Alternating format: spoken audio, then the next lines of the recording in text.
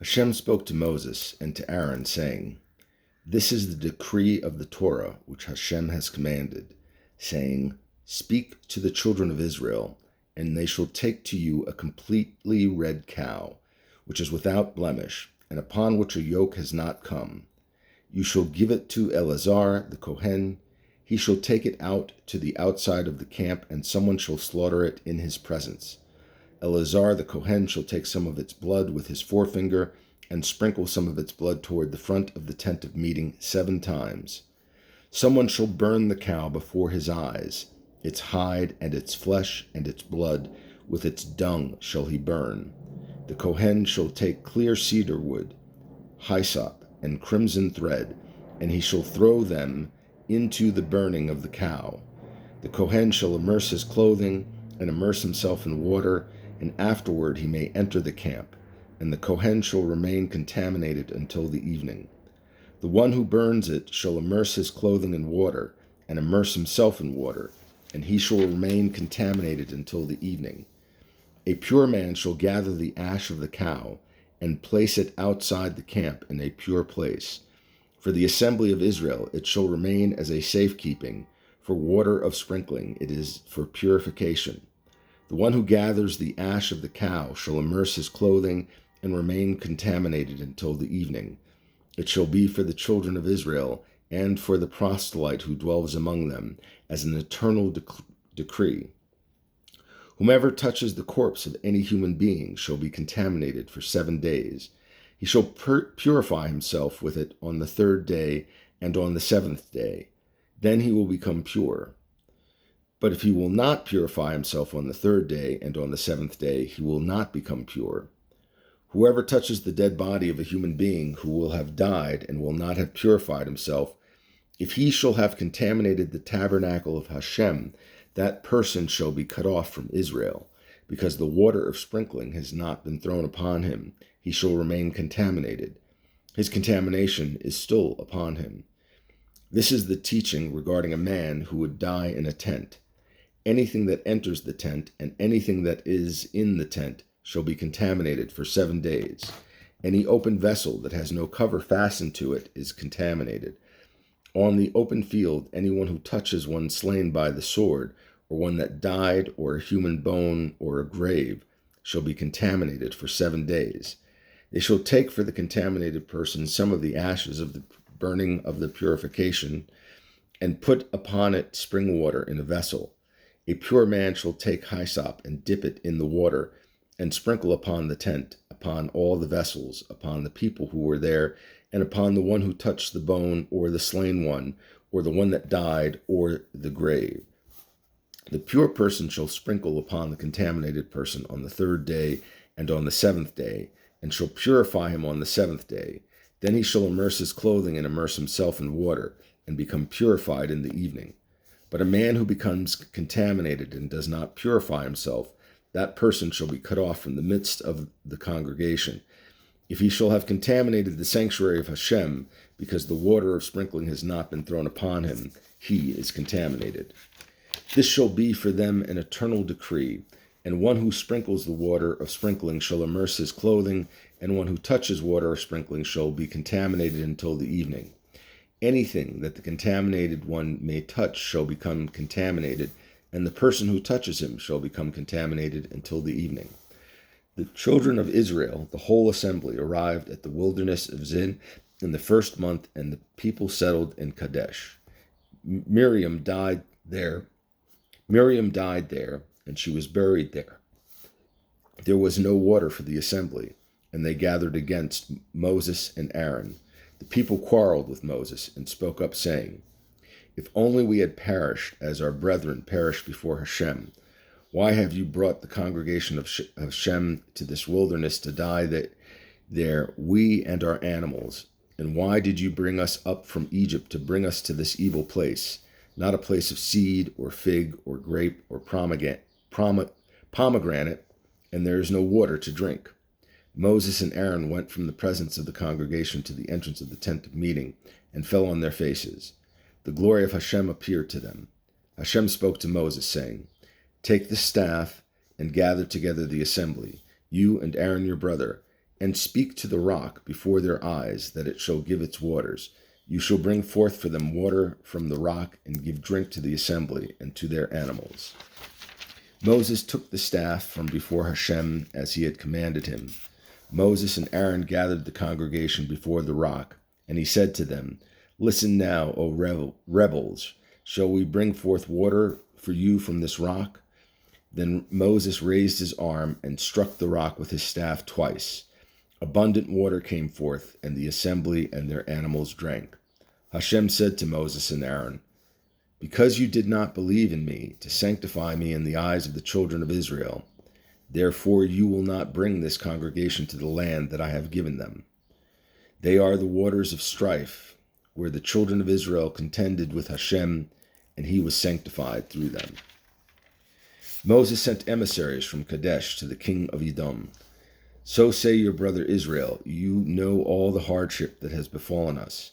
Our forefathers descended to Egypt, and we dwelled in Egypt many years. And the Egyptians did evil to us and to our forefathers. We cried out to Hashem, and he heard our voice. He sent an emissary and took us out of Egypt.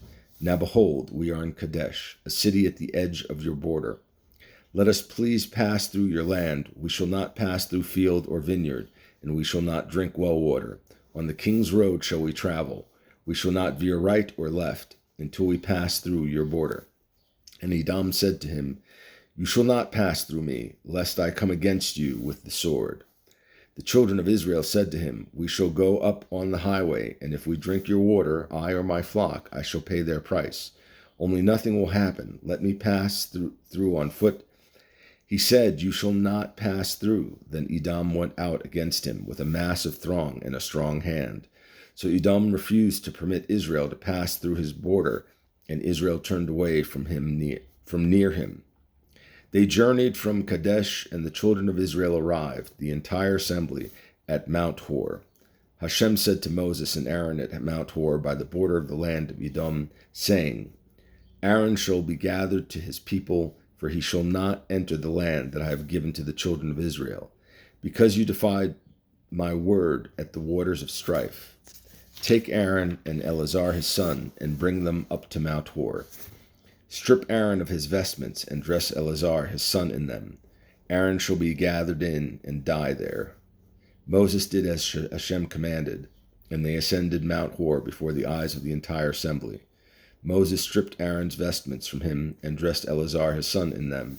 Then Aaron died there on the top of the mountain, and Moses and Eleazar descended from the mountain. When the entire assembly saw that Aaron had perished, they wept for Aaron 30 days, the entire house of Israel. The Canaanite king of Arad, who dwelled in the south, heard that Israel had come by the route of the spies, and he warned against Israel and took a captive from it. Israel made a vow to Hashem and said, "If you will deliver this people into my hand, I will consecrate their cities." Hashem heard the voice of Israel, and he delivered the Canaanite, and it consecrated them and their cities. It named the place Hormah. They journeyed from Mount Hor by way of the Sea of Reeds to go around the land of Edom, and the spirit of the people grew short on the way. The people spoke against God and against Moses. "Why did you bring us up from Egypt to die in this wilderness? For there is no food and no water, and our soul is disgusted with the insustainable food." God sent the fiery serpents against the people, and they bit the people. A large multitude of Israel died. The people came to Moses and said, "We have sinned, for we have spoken against Hashem and against you. Pray to Hashem, that he remove from us the serpent."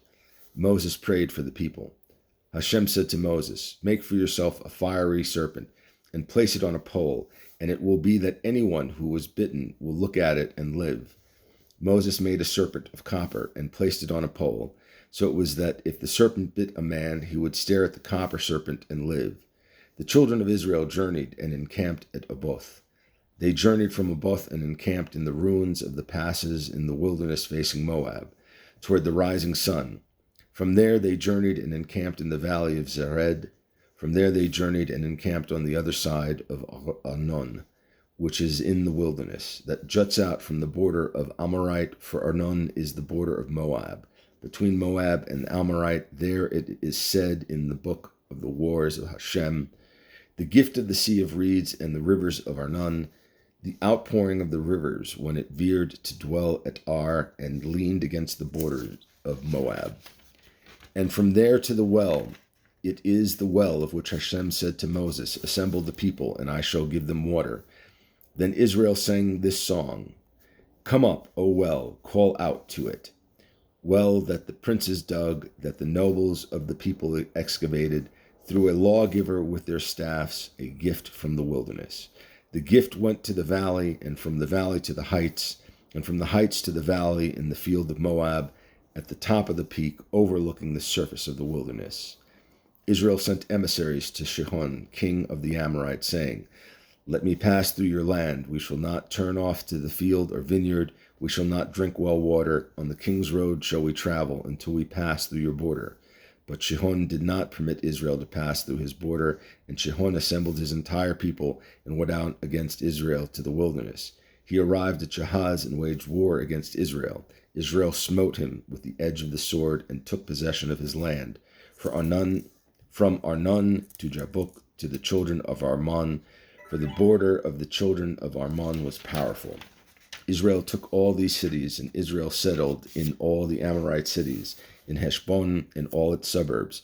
For Heshbon it was the city of Sihon, king of the Amorite, and he had warred against the first king of Moab, and took all his land from his control until Arnon. Regarding this, the poets would say, come to Heshbon, let it be built and established as a city of Sihon. For a fire has come forth from Heshbon, a flame from the city of Sihon. It consumed Ar of Moab, the masters of Arnon's heights. Woe to you, O Moab! You are lost, O people of Chemosh. He made his sons fugitives and his daughters captives of the king of the Amorite Sihon. Their sovereignty over Heshbon was lost. It was removed from Dibon, and we laid waste to Nophah, which reaches up to Medab.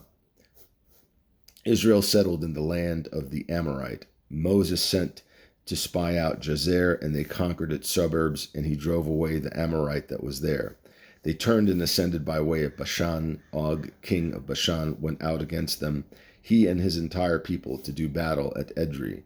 Hashem said to Moses, do not fear him, for in your hand have I given him, his entire people and his land. You shall do to him as you did to Sihon, king of the Amorite, who dwells in Heshbon.